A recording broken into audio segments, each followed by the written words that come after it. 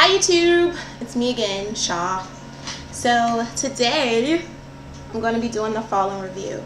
It's not going to be a long video because you'll see why. So let's get right into it because you know how I like to talk. So I'm going to keep it short. So like I said, this is a Fallen review and it's Fallen by Lauren Kate. So Fallen, what to say? So I like the book, okay, but the thing is with this book, honestly, it did not get interesting until the last maybe 150 pages, and this book has like 400 plus pages. And so I'm reading and I'm reading and I'm reading, and it's taken me like forever to finish this book. It took me like 2 weeks to finish this book because it started so slow. So it begins with this girl. Her name is Lily. The prologue introduced, I like how she did the prologue. The prologue was good. She introduced, it's like, okay, the prologue, right?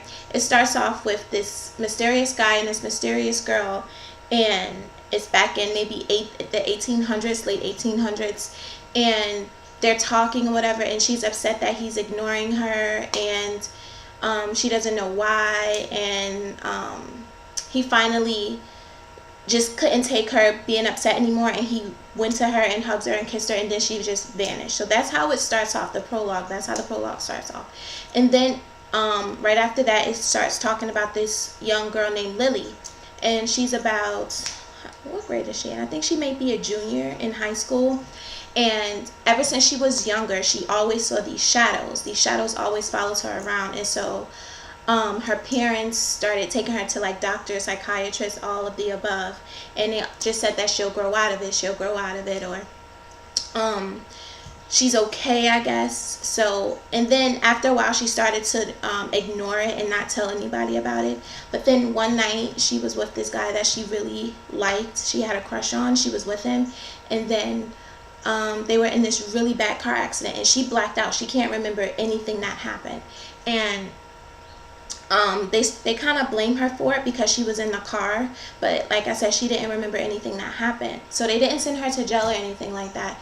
The psychiatrist wind up saying she needs to go to a reform school. So her parents enrolls her in this reform school, and from the jump, it's creepy, and she meets all these different kind of personalities. She first meets this girl named Ariana, who was assigned to give her a tour and help her around and, you know, teach her about the school. And she's a nutcase. Like, but I liked Ariana. Ariana was a really good character because she was like, you know, the friend that'll always cheer you up. Even though she wasn't a really good friend in the beginning, you'll see why towards the end.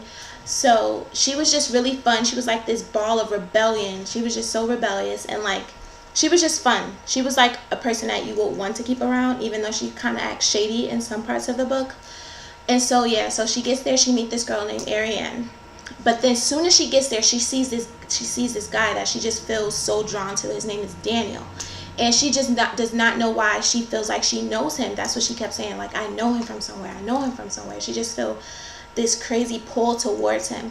And when he first sees her, he looks at her like really intense and everything, and then he like gives her the middle finger, like, you bitch. And so yeah, that's what happens, and that throws her off. And so it drags out for so long. She meet like other characters in the book. Of course, there was Penn, who was like the goody two-shoe nerd of the school, that she didn't really have friends or anything like that. She was cool too, and she becomes really, really close with Penn. And so her and Penn gets really close, and Penn starts teaching her things and showing her things. And so they finally decide, not finally, but Penn decides to help her with her obsession with Daniel, because Daniel's not showing her any attention or whatever. So Penn decides to help her find out more things about Daniel. So they go through all kinds of lengths to find out about this kid, Daniel. They look up his file. They try to read about his family history, but it's kind of crazy because in his file, there's nothing that tells them about him. And in his family history, it talks about like angels and stuff. It's kind of creepy. So anywho, what else happens? Oh, and then there's this guy, right? His name is Cam, and he's like the Mr. High School type of guy, like popular with everyone, has the best parties, like, and really handsome. And he just showers her with attention. And I'm like, why are you paying attention to Daniel? Okay, pay attention to Cam. Cam is like the hottie that really likes you, that wants to be around you. Like, just stop with Daniel. Like, get over it. He doesn't want you. That's how I was feeling for a little bit. And so Cam keeps, pushing towards her kind of in an aggressive way. And so she gets confused at one point. She gets confused like, okay, should I be with Cam? Should I be with Daniel? But she knows she couldn't deny the pull that she has towards Daniel. So, she entertains the Cam idea for a little while. She meets him at a bar and this crazy crap happens at the bar where he starts fighting everybody. And she goes to his party and she has lunch with him. I think it's a picnic she has with him. So she entertains him for a while, but then later she realized, like, listen, I don't want Cam anymore. I'm really all about Daniel. Because, Daniel was kind of like how Edward was to Bella in the beginning of Twilight. Like, ignoring her and everything, but then he'll talk to her, then ignore her again, and then he'll talk to her. So that's how it was with Daniel. So when those times that he did talk to her, like, she lived for those times. So I guess the last time that he talked to her, she was just like, you know what? F Cam, I don't want to be with Cam anymore, or whatever.